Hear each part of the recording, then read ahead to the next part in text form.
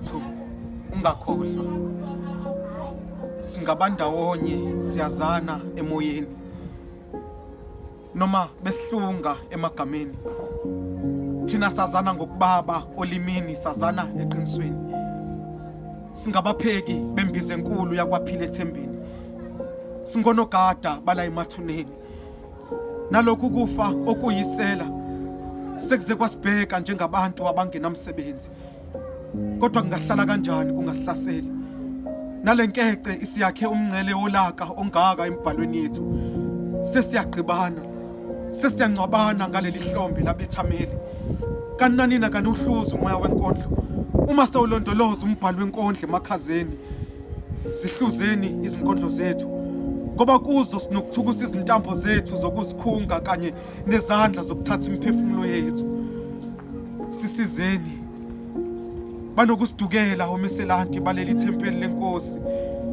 Ungaphinde ubone imbongi, uvuke ekseni sekukhona isipoki.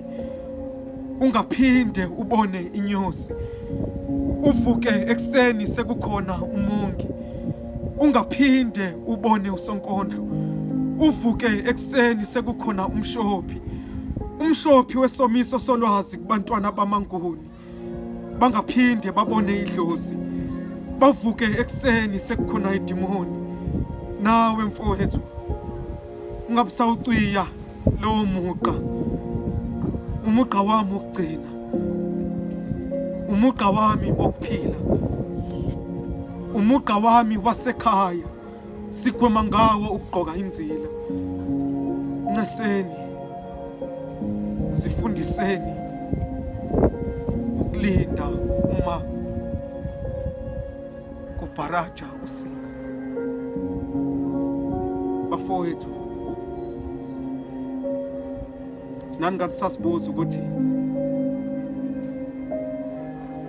ithalente elinjani leli elizosivalela la eKhosombeni. Bafethu ngingakhohlwa, singabandawonye siyazana emoyeni.